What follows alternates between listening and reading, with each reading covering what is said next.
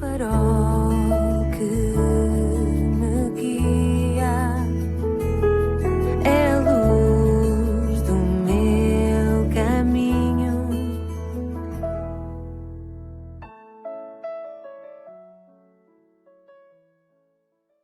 Sou o Carlos Oliveira e quero dar as boas-vindas à 106ª edição do programa Pedindo Luz.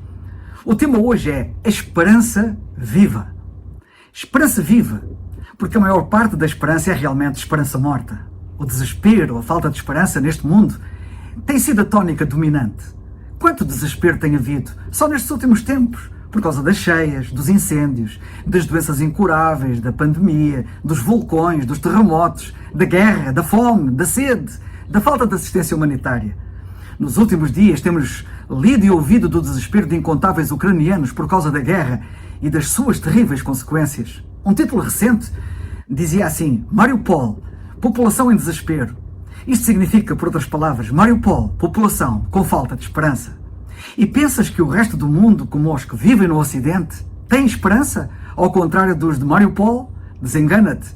As pessoas estão todas a ser dominadas pela falta de esperança, pelo desespero. Mesmo sem estes problemas, as pessoas em geral não têm verdadeira esperança, pois todo o tipo de esperança que têm é temporal, desfazendo-se na morte. Ou seja, a esperança que têm é uma máscara que lhes veda o aterrador desespero que as aguarda. Na guerra, tem-se visto o desespero romper a máscara que muitos traziam estampada nos rostos, agora com lágrimas e um abraço com a promessa de um até já, que sabem que pode nunca acontecer.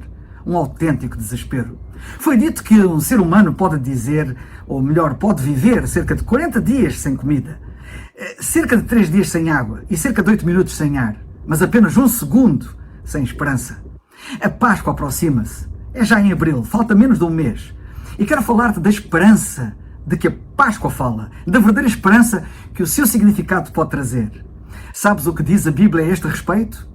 O apóstolo Pedro, na sua primeira carta, capítulo 1, versículos 3 a 5, diz assim: Bendito seja o Deus e Pai do nosso Senhor Jesus Cristo, que segundo a sua grande misericórdia nos gerou de novo para uma viva esperança, pela ressurreição de Jesus Cristo dentre os mortos, para uma herança incorruptível, incontaminável e que se não pode murchar, guardada nos céus para vós, que mediante a fé estáis guardados, na virtude de Deus, para a salvação já prestes para se revelar no último tempo. Bem, Pedro aqui argumenta que a Páscoa, a ressurreição do Senhor Jesus Cristo, oferece-nos esperança num mundo sem esperança. E nota que é uma esperança viva, não como as esperanças comuns que têm morte anunciada e certa agregada a si. Para alguns a Páscoa talvez traga chocolate, amêndoas, um fim de semana prolongado e até uns quilos extra. Mas Pedro afirma aqui que a Páscoa te pode trazer esperança, algo que muitos fatalmente ignoram. Imagino que a maioria de nós gosta da Páscoa, mesmo que só pelos chocolates, pelas amêndoas, pelas miniférias. Mas interrogo-me se alguma vez pensaste que a Páscoa é uma fonte de esperança, a esperança que todos precisam, que a Páscoa te pode oferecer a esperança que pode mudar a tua vida para sempre.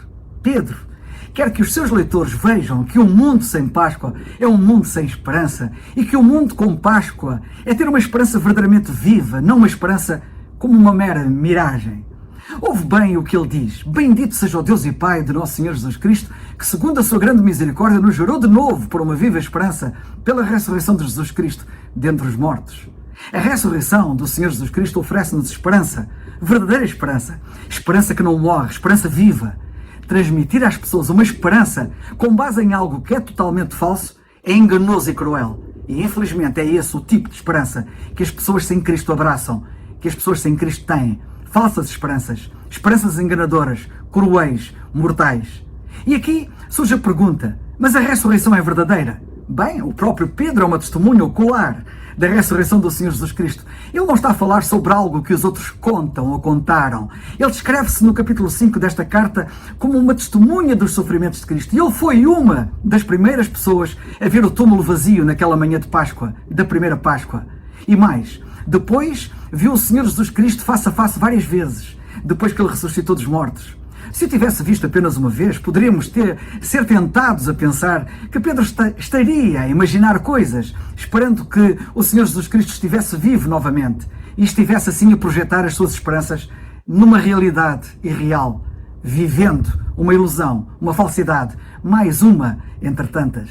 E aqui surge a segunda questão que eu acho que gostarias de colocar, pensando nessa promessa de esperança que se baseia na ressurreição, na esperança viva pela ressurreição do Senhor Jesus Cristo dentre os mortos. Qual é a esperança que nos é oferecida pela ressurreição do Senhor Jesus Cristo? Como é que esse evento histórico, a ressurreição do Senhor Jesus Cristo, é uma fonte de esperança? Ora, acho que há várias maneiras pelas quais a ressurreição do Senhor Jesus Cristo dentre os mortos nos oferece esperança. Permite-me que te deixe umas meras gotas do enorme oceano das promessas desta esperança. Bem, mas antes deixa-me dizer-te que a ressurreição do Senhor Jesus Cristo oferece-nos esperança porque nos diz que o Senhor Jesus Cristo pode ser confiável. E isto é muito importante.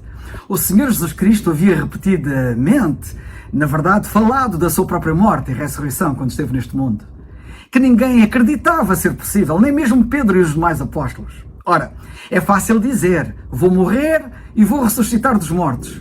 Qualquer um pode dizer isso. A questão, porém, é, se o disséssemos, isso aconteceria realmente como dissemos que aconteceria? Bem, o Senhor Jesus Cristo disse que seria morto. Ele disse que ressuscitaria ao terceiro dia. E isso aconteceu, realmente. E Pedro testemunhou isso. Ele que duvidara daquelas suas palavras é uma das grandes testemunhas.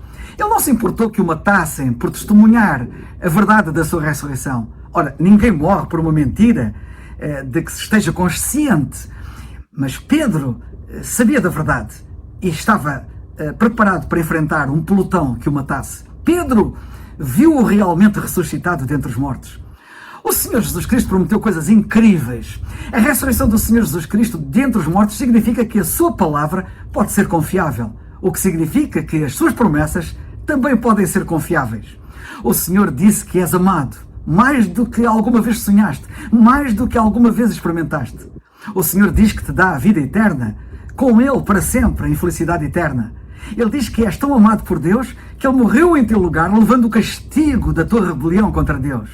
Por isso, Ele prometeu coisas incríveis, como o perdão dos teus pecados.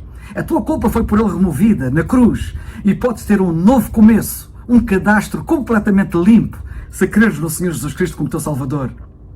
A ressurreição do Senhor Jesus Cristo dentre os mortos significa que a sua palavra pode ser confiável, o que significa que a sua promessa de amor eterno por ti é confiável.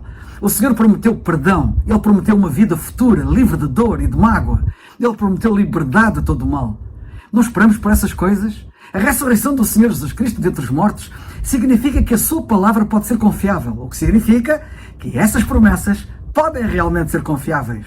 O Senhor prometeu e promete significado, oferece valor, promete que a morte não é o fim. Ele promete conduzir-nos à presença de Deus com Ele, para com Ele vivermos para sempre, no céu. A ressurreição do Senhor dentre os mortos, que ocorreu exatamente como Ele prometeu, significa que podemos colocar a nossa esperança, a nossa confiança em todas as suas promessas, sem exceção. E elas são inúmeras, inúmeras mesmo. Convido-te a ler e a estudar a Bíblia para as conheceres, porque eu aqui, como é óbvio, não tenho tempo, nem é o espaço para poder falar sobre isso. Nem o tempo todo que me resta de vida chegaria. A ressurreição do Senhor Jesus Cristo também nos oferece esperança, porque prova que o Senhor derrotou a morte. A morte é descrita como o último inimigo na Bíblia, o inimigo contra o qual somos impotentes. Winston Churchill disse uma vez na Câmara dos Comuns, durante a Segunda Guerra Mundial: a morte e a tristeza serão os companheiros da nossa jornada. Hoje muitos estão a dizer o mesmo, passados mais de 75 anos. Continuam sem esperança. Churchill disse aquilo sobre a guerra na Europa então, algo que está a ser repetido hoje com a atual guerra que estamos a atravessar. Morte e tristeza, os companheiros da jornada de muitos. Mas não há necessidade disso.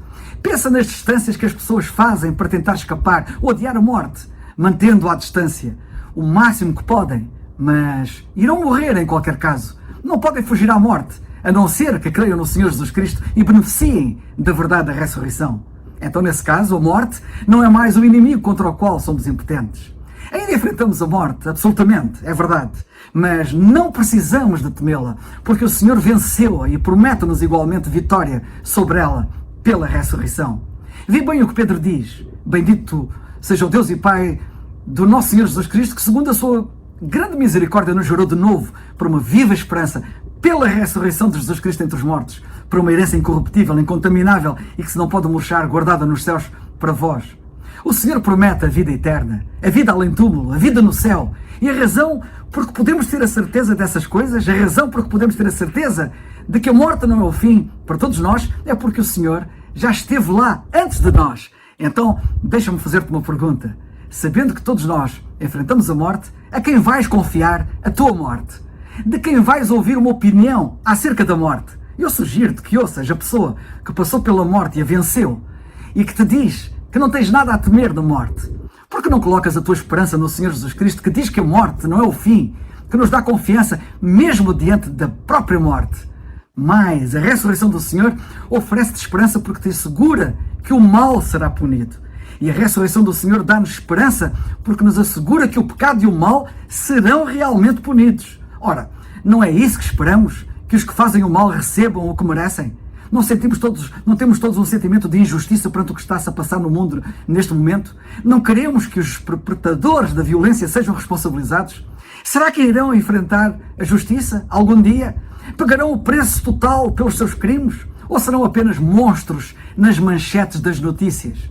A ressurreição garante que as pessoas que fazem mal, que parecem escapar da justiça, não escaparão. Bem, a ressurreição do Senhor Jesus Cristo entre os mortos oferece-nos esperança porque nos assegura que aqueles que fazem o mal não irão simplesmente safar-se. A morte não é o fim. A morte não é uma cortina final após a qual nada acontece. Existe vida para além da morte. E porque o Senhor governa após a morte, aqueles que procedem mal terão que prestar contas por isso, a não ser que, entretanto, se arrependam e se convertam. Algo que todos nós precisamos de fazer. O apóstolo Paulo disse em Atenas um dia, e temos isso em Atos 17:31, porquanto tem determinado um dia, Deus, em que com justiça há de julgar todo o mundo por meio do varão, que é o Senhor Jesus Cristo, que destinou, e disse, deu a certeza a todos, ressuscitando dos mortos. Mas ainda mais, termino com esta verdade, a ressurreição do Senhor Jesus Cristo dá-te esperança porque te promete uma herança eterna. Vê todo o texto dos escritos de Pedro. Sim, Deus... Vê o contexto de tudo aquilo que ele escreve. Deus dá um novo nascimento para uma esperança viva, mas também um novo nascimento para uma herança que nunca pode perecer, que não se pode estragar nunca, nem desaparecer. Esta herança, diz Pedro, está guardada no céu para quem crê. É incrível. Ele diz que a pessoa que crê também está guardada para essa herança. Portanto, temos uma herança guardada para nós que cremos e nós próprios guardados para essa herança. Lemos, para uma herança incorruptível, incontaminável, que se não pode murchar, guardada nos céus para vós, que mediante a fé estáis guardados na virtude de Deus para a salvação já prestes para se revelar no último tempo. Muito do que esperamos nesta vida pode ser-nos tirado, não pode?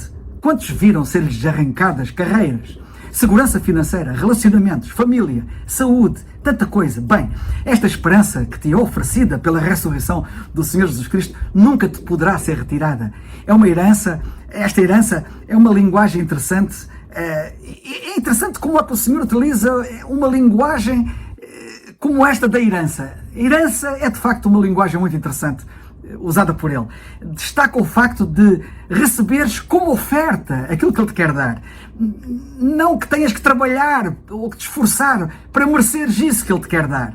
Quem recebe uma herança simplesmente recebe, não faz nada para ganhar. É importante que saibas que a salvação que Deus te dá é uma oferta. Nada tens que fazer para a receberes, a não ser creres. É maravilhoso que o Senhor Jesus Cristo nos oferece através da sua morte em nosso lugar e da sua ressurreição para a vida é uma herança que nunca se pode estragar, perecer ou desaparecer. É mais duradoura do que qualquer coisa que tu já experimentaste. É uma coisa que é eterna. E assim vemos que a esperança que vem a nós através da ressurreição do Senhor Jesus Cristo dos mortos não é como os outros tipos de esperança. O tipo de esperança de pensamento positivo.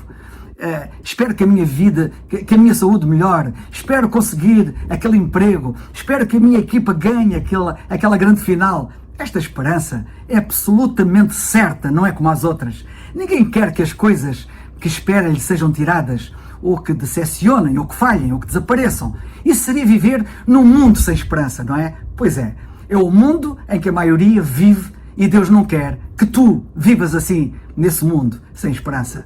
Eu não preciso de dizer que as coisas em que colocas a tua esperança neste mundo acabarão por te decepcionar.